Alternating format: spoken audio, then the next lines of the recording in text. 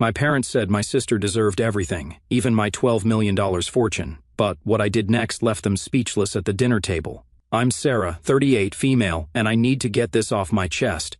You know those family dynamics where one kid can do no wrong while the other might as well be invisible? Yeah, welcome to my life. Everything was actually pretty normal until I was 8. I was an only child, and while my parents weren't exactly the warm and fuzzy type, they were present, I guess. Mom would help with homework. Dad would take me fishing at Lake St. Clair sometimes. We weren't the Brady Bunch, but we were okay. Then came the night that changed everything. I remember it like it was yesterday. My Aunt Kelly showed up at 2 a.m., telling me to pack a bag because Mom was in the hospital. My sister Rachel was coming, but something was wrong. She wasn't supposed to arrive for another 2 months. The next few weeks were a blur of hospital visits and whispered conversations. Rachel was tiny, like really tiny. She looked like one of those baby dolls I had, except with all these tubes and wires. I wasn't allowed to touch her or even get too close. That was the first time I felt it, the invisible wall going up between me and the rest of my family. When they finally brought Rachel home, our house transformed into this sterile bubble. Mom became obsessed with germs. I'm talking industrial-strength disinfectant everywhere, hand sanitizer stations in every room, constant cleaning. The sharp smell of bleach still gives me anxiety to this day. But here's the part that really messed me up. Every time I showed even the slightest sign of being sick, I was shipped off to either Grandma Marie's or Aunt Kelly's place. And I mean every time. Sneeze once? Pack your bags. Slight cough? Off to Grandma's you go. At first, I actually thought it was fun. Grandma Marie would bake cookies, and Aunt Kelly had this cool collection of Nancy Drew books I was working my way through. But kids aren't stupid. After a while, you start to realize what's really going on. You're not being sent away for adventures, you're being treated like a threat, like your very existence might harm your precious sister. I tried everything to get their attention in healthier ways, seriously, everything. Got straight A's? Mom would barely look up from Rachel's latest doctor's appointment schedule. Won first place in the science fair with a project on renewable energy. Dad just asked if I could keep the display board in the garage because Rachel was sensitive to cardboard dust. Is that even a thing? The real kicker came when I was 12. I'd been practicing for months for the school talent show, teaching myself to play bridge over troubled water on the piano. Yeah, kind of on the nose, I know the night of the show Rachel had a fever of 99.1 degrees Fahrenheit. Guess who didn't have anyone in the audience? Meanwhile, 2 weeks later, the whole family, including both sets of grandparents, showed up for Rachel's 15-minute flute recital where she basically murdered hot cross buns.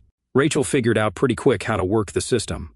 By age 7, she had completely outgrown any actual health issues, but that didn't stop the show. Headache? Must stay home from school. Feeling tired? Someone else, guess who, needs to do her chores. Stressed about a test? Mom would literally call the school to get the deadline extended. I started spending more and more time in my room, burying myself in books about art history and antiques. Funny how life works out sometimes. My room became my sanctuary, mostly because Rachel claimed she was allergic to my lavender air freshener, so it was the one place she wouldn't invade. You know what's really messed up?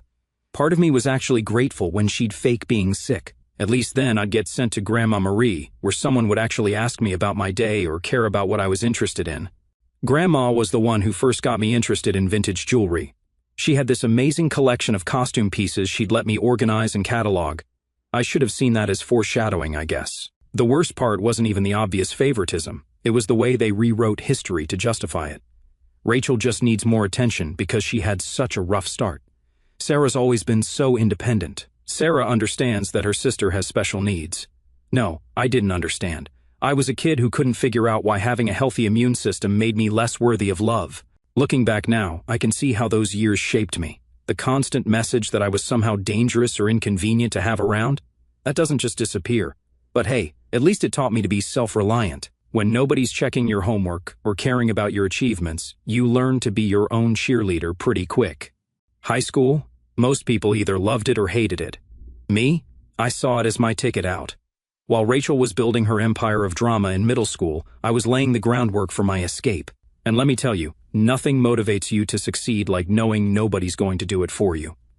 Remember how I mentioned spending time organizing Grandma Marie's jewelry collection? Well, that actually taught me something important, the value of systematic organization and attention to detail. I applied that same mindset to everything in high school. My desk at home looked like something out of an organization magazine. Color-coded notebooks, perfectly arranged study schedules. Everything had its place. Rachel used to make fun of me for it, calling me Rain Man. Real nice, sis. But here's the thing about being invisible. Nobody's watching you fail or succeed, so you might as well do whatever the hell you want. I joined every club that wouldn't conflict with my part-time job at Carson's Diner. Shout out to Carol, the owner, who actually remembered my birthday when my own parents forgot. Debate team? Check. National Honor Society president? Check. School newspaper editor-in-chief? Check. The debate team was where I really found my groove. There's something incredibly satisfying about destroying someone's argument while maintaining perfect composure. Plus, it taught me how to negotiate, a skill that would come in handy later, though I didn't know it at the time. Once states twice, by the way. My parents missed both competitions because Rachel had important soccer games. She was on the C team, didn't even play. Junior year was when things got really interesting. I took the SATs and got a perfect score. Not like, oh, pretty good perfect. I mean perfect, 1600. You know how many people get that? Less than 1%. I remember staring at the results screen for like 20 minutes straight, thinking it had to be a mistake. Rushed home to tell my parents. Stupid, I know.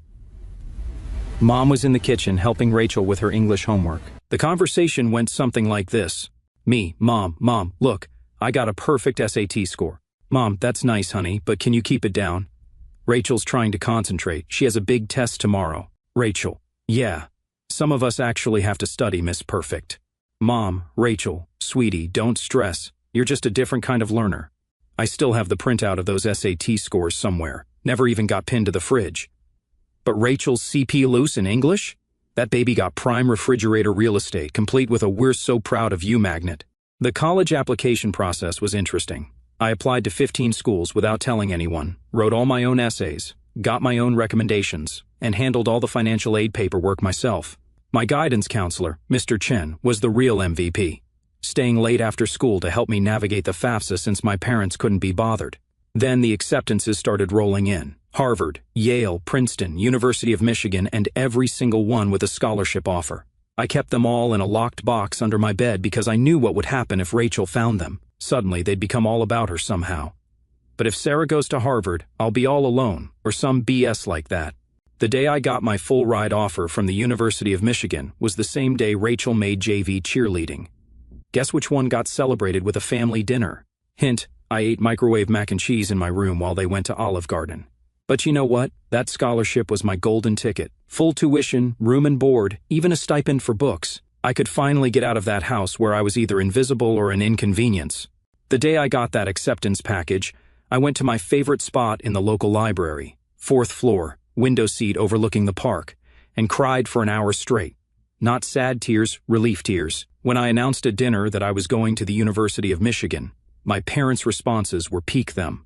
Dad, Michigan? But that's so far. What if Rachel needs you? Mom, I hope you're not expecting us to help with expenses. Rachel's cheerleading competitions are very costly. Rachel, oh my God, finally. Can I have your room? I need a space for my TikTok videos. The summer before college, I worked double shifts at Carson's to save up money. Carol, bless her heart, would slip me extra tips and always made sure I got to take home leftover pie at the end of my shifts. She also taught me something invaluable: how to spot genuine people in a world full of fakes. Baby, she'd say, in diners and in life, the ones making the most noise usually have the least to say. Move-in day at the University of Michigan? My parents couldn't come because, surprise, Rachel had a cheer competition. Aunt Kelly drove me instead, helped me set up my dorm room, and slipped me an envelope with $500 in it. Your Grandma Marie wanted you to have this, she said. She's so proud of you. Found out later that Grandma had been saving up that money for months from her Social Security checks. That first night in my dorm room, I made a promise to myself. I was going to build a life so good that being overlooked would be impossible. Not for revenge, not to prove anything to my family, but for that 8-year-old girl who used to get shipped off to Grandma's house for sneezing. College flew by in a blur of all-nighters, instant ramen, and blessed freedom. Graduated summa cum laude from the University of Michigan. Not that my parents noticed, they were too busy helping Rachel transfer to her 3rd college in 2 years. But here's where the story takes an unexpected turn. I landed this entry-level position at Everett and Phillips Auction House in Detroit. Not going to use the real name for obvious reasons, but if you're in the business, you probably know which one I'm talking about. Real high-end place, lots of old money clients, that type of deal. I started in their estate sales division, basically cataloging rich people's stuff after they died. Not exactly glamorous, but hey, it paid the bills. My first few months were pretty standard, logging endless china sets, cataloging vintage furniture, that kind of thing. Then came the Kingston estate. Mrs. Kingston was this elderly widow who'd passed away with no kids, leaving behind what everyone thought was just a massive collection of costume jewelry, like rooms full of the stuff. Here's where those hours with Grandma Marie came in handy. I'm sorting through this mountain of jewelry, and something catches my eye. It's this Art Deco brooch, nothing super flashy, but something about it just felt different. The weight was wrong for costume jewelry, and the clasping mechanism was way too sophisticated for a knockoff. I must have spent my entire lunch break that day researching vintage jewelry markers and signatures. Ended up staying late at the office, using the company's subscription to some antique jewelry databases. The more I looked, the more convinced I became. This wasn't costume jewelry, this was the real deal. Problem was, I was just the new girl. Nobody was going to take me seriously if I started claiming we had a potential treasure on our hands. So, I did what debate team taught me. Prepared my case methodically. Spent 2 weeks of lunch breaks and evenings studying everything I could about Art Deco jewelry authentication. Even took some of my sad excuse for savings and paid for an online gemology course. Finally worked up the courage to go to my supervisor, Mr. Harrison. Brought this whole presentation with comparative photos, historical documentation, the works. The conversation went something like this. Me, sir, I think we might have something significant in the Kingston collection. Harrison, barely looking up from his phone. Sarah, we've already cataloged those as costume pieces. Me, I know, but look at these makers' marks. They match perfectly with Cartier's 1925 signatures and the stone setting technique. Harrison, finally paying attention. Where did you learn all this? Me, I did some research. Long story short, that costume brooch sold for $47,000 at auction. Turns out it was part of a limited collection made for some European duchess in the 1920s. But here's the real kicker. After that, Harrison started giving me more pieces to authenticate. Suddenly, my useless hobby of organizing old jewelry had actual value. I threw myself into learning everything I could about vintage jewelry. Took every online course I could afford, spent weekends at estate sales studying pieces, even started a little notebook documenting different authentication techniques. My apartment looked like a jewelry scholar's fever dream, walls covered in printouts of vintage hallmarks and certification guides. The auction house started seeing results. I was finding valuable pieces that others had missed, building relationships with collectors, learning the market. My commission checks got bigger. For the first time in my life, I wasn't just surviving, I was actually saving money. Of course, my family remained spectacularly uninterested. At Sunday dinners, which I still attended like an idiot, the conversation went something like this. Mom, Sarah's still at that antique shop, right? Me, auction house, Mom, and yes. Actually, just authenticated a rare Tiffany piece. Rachel, interrupting. OMG, speaking of jewelry, you guys have to see this charm bracelet I bought at the mall. But I didn't care anymore. For once in my life, I had found something that was entirely mine, something I was genuinely good at, something that had nothing to do with being Rachel's sister or the family disappointment. Then came the Rothschild collection. This was about 2 years into my time at the auction house. A huge estate, old money family, lots of hype in the industry. I was part of the team cataloging their jewelry collection, and that's when I spotted it, a seemingly unremarkable Art Nouveau pin that everyone else had overlooked. Spent 3 days researching it, barely slept. Finally figured out it was a piece from a famous French jeweler's private collection, thought to be lost during World War II. When it sold at auction for $238,000, Harrison called me into his office. I thought I was getting a promotion. Instead, he said something that changed everything. Sarah, you're wasting your talent here. You should be running your own authentication business. At first, I laughed it off. Me? Start a business? With what money? But the idea took root. I started doing small freelance authentication jobs on the side. Word got around that I had a good eye. Private collectors began reaching out directly one night. I was sitting in my tiny apartment, surrounded by jewelry guides and authentication tools I'd slowly been collecting. When I realized something, I could actually do this. I could build something of my own. So, I did what any rational person would do, took out a massive loan against my car, emptied my savings account, and rented a tiny office space in a not-so-great part of town. Everyone thought I was crazy. Maybe I was. It was a converted storage room above a Chinese restaurant, no bigger than a college dorm room. The rent was cheap because it smelled like Kung Pao chicken 24/7, and the Wi-Fi only worked if you sat in the corner by the window. But it was mine. Those first few months were interesting, and by interesting I mean terrifying. I'd wake up at 4 a.m., in cold sweats, calculating how many months until my savings ran out. The loan payments felt like a noose around my neck. My office furniture consisted of a card table I got from Goodwill and a chair I literally found on the curb. Cleaned it thoroughly, don't worry. But here's the thing about the high-end jewelry world, it's all about reputation and connections. My time at the auction house had given me both. Started small, doing authentication work for local antique dealers. My rates were lower than the big firms, but my attention to detail was becoming known. Word spread. The turning point came 6 months in. A dealer I'd worked with at the auction house called about a collection of Victorian-era brooches. The owner wanted authentication before selling. Turned out to be a huge collection, like 3 generations of family pieces. Huge. I worked on it for 2 weeks straight, barely sleeping, documenting everything. Found 2 incredibly rare pieces that had been misidentified as later reproductions. The owner was so impressed with my detailed report that she not only paid my fee but also gave me a 10% commission when the pieces sold. That commission? $86,000. More money than I'd made in the previous 2 years combined. Suddenly, my phone started ringing more. A lot more. Private collectors who'd heard about my eye for overlooked pieces, estate lawyers wanting consultation on inheritance pieces, even my old auction house started sending me authentication work. Pretty sure Harrison was secretly helping spread the word. Thanks, boss. Year 2, I hired my first employee, Jenny, a recent gemology graduate who reminded me way too much of myself at that age, smart as hell but overlooked because she was quiet. She's now my head of authentication and literally worth her weight in gold. The business grew faster than I could have imagined. Moved to a real office downtown. Goodbye, Kung Pao chicken smell. Built a team of specialists, developed a reputation for finding lost pieces. You'd be amazed how many important historical jewelry pieces are sitting in people's attics, misidentified as costume jewelry. But success brought its own challenges. The bigger we got, the harder it became to keep it quiet from my family. They still thought I worked at some antique shop. Rachel would make these condescending comments at family dinners. Sarah, I have some old jewelry I was going to donate to Goodwill. Maybe your little shop would want it. Me, who had just authenticated a $1.2 million Fabergé piece that morning, sure, I'll take a look. Mom still introduced me to people as my other daughter. She works with old jewelry or something. Meanwhile, I was being quoted in Forbes under my company name, thankfully, and had just opened our 3rd office location. The weird part? Keeping it secret became almost fun, like this private joke with myself. I'd sit there at Sunday dinner in my Target clearance outfit, actually Chanel, while Rachel bragged about her entry-level marketing job, knowing I just closed a deal worth more than her annual salary. Even started playing little games with myself, like wearing real Harry Winston pieces to family events, waiting to see if anyone would notice. They never did. Rachel once spent 20 minutes showing off her fancy $200 Michael Kors watch while I was wearing a vintage Patek Philippe worth more than her car. But the real challenge was managing growth.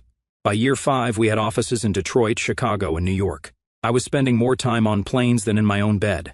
Built a reputation for discretion. Turns out, lots of wealthy people want their jewelry authenticated without the world knowing about it. The money was substantial, like, had to hire a team of financial advisors substantial. But I kept living relatively modestly. Bought a nice but not flashy house in a good neighborhood.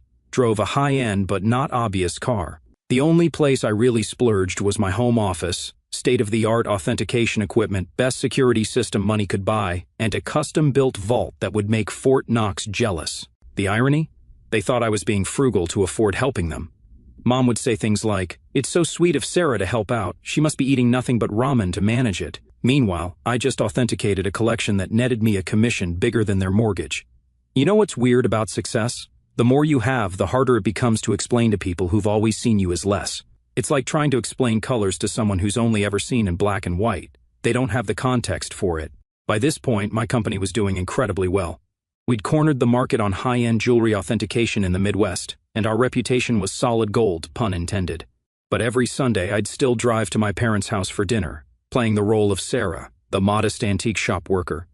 The cognitive dissonance was getting ridiculous. I'd spend my mornings on conference calls with Dubai collectors, afternoons authenticating pieces worth millions, then show up at my parents' house in carefully selected normal clothes, to eat Mom's overcooked pot roast while Rachel dominated the conversation with stories about her latest marketing triumph, usually something like getting her boss coffee without spilling it. One Sunday stands out particularly clear in my memory. I had just finished a major deal, authenticated a lost Cartier piece that had been sitting in someone's safety deposit box for 40 years. The commission alone was 7 figures. Drove straight from that meeting to my parents' house, still riding the high of the successful authentication. "Mom, Sarah, honey, is everything okay? Your clothes are looking a bit worn. Me, wearing a $3,000 cashmere sweater I'd deliberately chosen because it looked understated. Oh, trying to save money. Rachel, well, if you'd gotten a real job instead of playing with old jewelry. Dad, Rachel, be nice. Not everyone can be as successful as you. I nearly choked on my pot roast trying not to laugh. The monthly payments to my parents started around this time. Found out through Aunt Kelly that they were struggling with Rachel's student loans and some medical bills. Mom had mentioned offhand that they might have to sell the house. Couldn't let that happen despite everything. It was still the house I grew up in. Set up an anonymous monthly transfer of $5,000 to their account. When they asked, I claimed I was contributing $1,000 of it by living on rice and beans. They assumed the rest came from Aunt Kelly or other relatives. Rachel, of course, took credit for inspiring family members to help. The money helped, but it also changed things in ways I hadn't expected. My parents started treating me with this weird mix of pity and patronizing pride, like I was some kind of noble poverty case sacrificing everything to help family. Meanwhile, Rachel's spending got more outrageous. She'd show up to dinner with new designer bags, claiming they were outlet finds. They weren't. I can spot a real Gucci at 20 paces, started taking expensive vacations, posting all over Instagram about her blessed life. Pretty sure she was using my support money for her shopping sprees, but I bit my tongue. The irony was too perfect. Then came the college fund drama. Rachel announced she wanted to go back to school for her MBA. Another private university, of course. Nothing but the best for the golden child.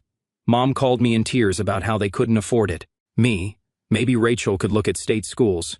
They have good programs too. Mom, oh honey, you don't understand. Your sister needs to maintain certain standards. But speaking of helping, could you maybe increase your monthly contribution just for a few years? I bumped it up to $7,000 monthly. Didn't even dent my accounts. But watching them praise Rachel for taking initiative with her education while assuming I was living on ramen to help out? That stung a bit. The real kicker? I was teaching a guest seminar at the same business school Rachel wanted to attend. Not that my family knew that. The dean personally asked me to lecture about luxury goods authentication and business growth. Had to make up an excuse about why I couldn't make it to Sunday dinner that week. My own success started feeling like this separate life, like I was some kind of corporate superhero with a secret identity. By day, I was running a multi-million-dollar authentication empire. By night, well, Sunday evenings, I was just Sarah, the disappointing daughter who worked at some antique shop. The weight of the lie was getting heavier, though. Every time Rachel made a condescending comment about my career, every time Mom apologized to her friends about my modest lifestyle, every time Dad suggested I look for a real job, it got harder to stay quiet. Looking back, I think I always knew it would end dramatically. I just didn't expect it to implode quite so spectacularly at Thanksgiving. It started 2 weeks before the holiday. Mom called, crying about her back pain. She'd been diagnosed with a herniated disc, and the thought of cooking Thanksgiving dinner for 20 people was overwhelming her. Now, I'd love to tell you I offered to help purely out of kindness, but honestly, I was tired of pretending her dry turkey was edible. Why don't I handle the food this year? I can have it catered. Mom, oh honey, we can't afford a caterer. Don't worry about the cost. I've been saving up. Mom, sounding concerned. You're not taking out a loan, are you? I arranged everything through this high-end catering company I use for my business events. They do amazing work. The kind of food that makes you wonder why you ever bothered cooking yourself. Cost more than what my parents thought I made in 2 months, but whatever. Thanksgiving morning arrived and I was actually feeling pretty good. Had my laptop with me because I needed to monitor an important online auction in Hong Kong. This incredible Art Nouveau necklace was up for sale, and I had a client very interested in authentication if they won the bid. The food arrived exactly on time, everything perfectly prepared. Rachel, of course, had to comment, "Store-bought stuffing, really, Sarah? Mom's is so much better." This from the girl who once set off the smoke alarm trying to make toast. Mom kept apologizing to everyone about not cooking herself, but you could tell people were actually enjoying the food. Even Rachel shut up once she tasted the maple-glazed Brussels sprouts, which, by the way, cost more per plate than her weekly grocery budget. I stepped away between dinner and dessert to check my laptop. The auction was getting interesting, and I needed to be ready if my client won. Set up in my old bedroom, which Mom had kept exactly the same since high school. Meanwhile, Rachel's room had been renovated 3 times. That's when everything went sideways. I'd left my authentication software running, multiple tabs open showing various accounts and ongoing deals. Rachel barged in without knocking, some things never changed, to borrow my phone charger. She spotted my laptop screen and decided this was her moment to finally expose how pathetic her big sister really was. Rachel, smirking, "Let's show everyone what Sarah's really been up to." Before I could stop her, she grabbed my laptop and marched into the dining room. Picture this, 20 people, including aunts, uncles, cousins, and my parents, all stuffed with gourmet turkey and half drunk on expensive wine, which they thought was from Trader Joe's. "Rachel, time to see what kind of important work Sarah's doing on Thanksgiving." She turned the laptop around triumphantly, clearly expecting to embarrass me with whatever small-time antique deals she thought I was working on. The room went dead silent, like you could hear the expensive clock I'd bought Mom for Christmas, which she thought was a replica, ticking. My screen showed current account balance, $12.4 million, pending authentication contract, $485,000. Recent transaction, $1.2 million, that Hong Kong auction company quarterly profit report, $4.2 million. Rachel's face went through about 5 different emotions in 3 seconds. The last one settled somewhere between shock and nausea. She actually swayed a bit on her feet. Rachel barely whispering, This can't be right. Mom, Rachel, honey, what is it? Rachel, voice cracking. She's rich. Sarah's rich. The silence got even deeper, if that was possible. Then Mom started laughing, like actually laughing. "Mom, don't be silly. Sarah works at that little antique shop." I stood up slowly, straightening my simple cashmere sweater that cost more than their monthly mortgage. "Me, actually, Mom, I own one of the largest jewelry authentication companies in the country. Have for years. Those antique shop comments? I authenticate pieces worth millions. That little business you never asked about? It has offices in 3 cities. Dad choked on his wine. Aunt Kelly dropped her fork. Uncle Mike started coughing uncontrollably. Then Mom's laughter turned into something else. Her face went red, then purple. She stood up so fast her chair fell over. Mom screaming, "You have millions, and you let us struggle?" "Me? Struggle? I send you $7,000 every month." "Mom, while sitting on millions?